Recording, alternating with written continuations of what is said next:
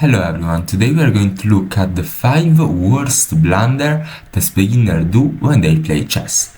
So the first blunder that beginners do when they play chess is not to watch a move at its fullest. For example, in this case there's this knight, okay? This knight will eat. Black is about to take this knight.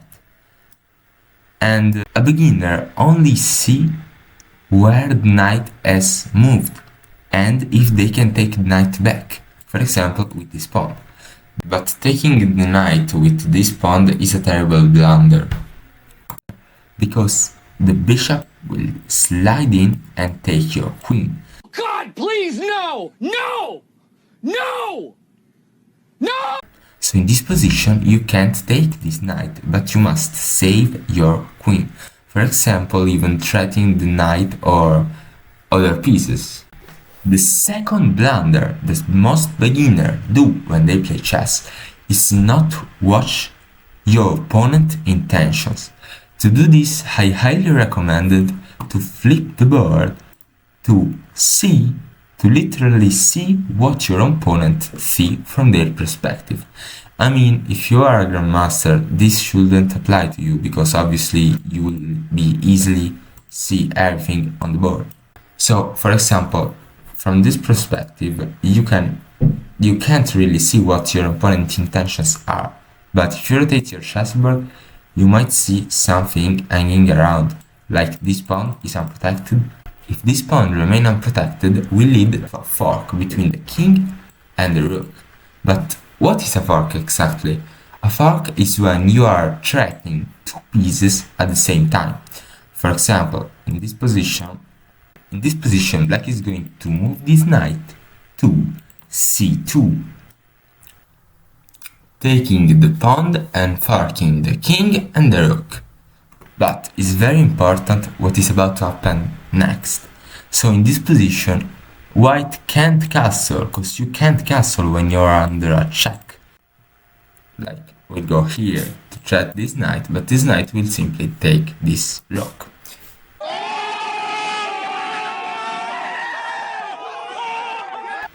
Another example of a fork is this one. So as you know, this bishop can move in this 4 direction, so in diagonal. And if the bishop moves here, it will threat at the same time this rook. And because this rook can't take this bishop, if the black king moves, you will simply take the rook, and this will be a draw. But there are other examples of forks, like this one. Bishop to e5 with check, and the king must move, because you must save the king. So you move here, bishop will take the rook, and this is the draw. The third mistake that most beginners do is develop your rook like this. So you will start with this, you'll go here, and you will develop your rook like this.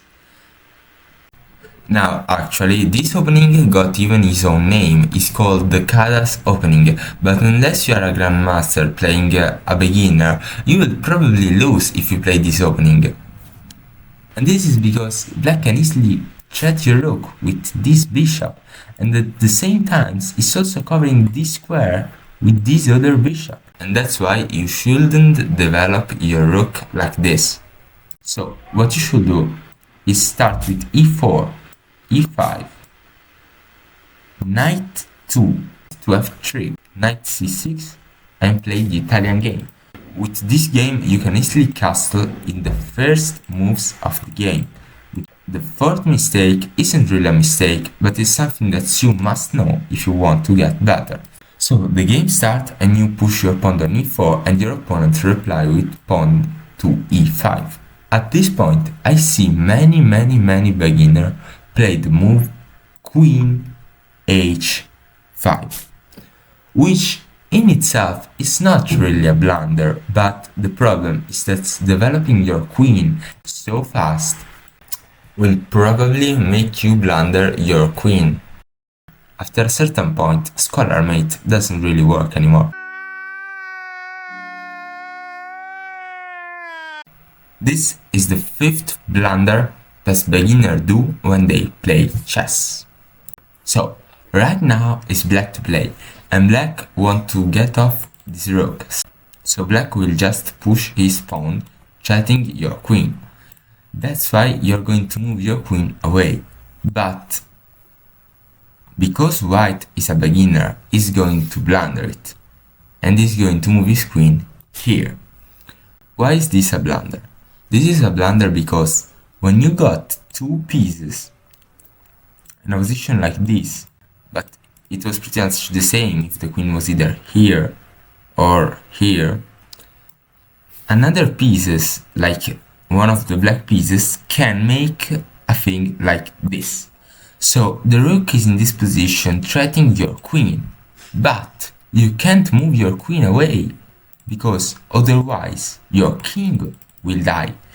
And because the king can't die, you are going to have to move the king away, but it will be too late and you won't be able to save this queen. And that's why in this position you shouldn't move your queen nor here nor here. You could move your queen like here instead, threatening this pawn with a double threat and also preparing for a beautiful checkmate with the bishop covering this line.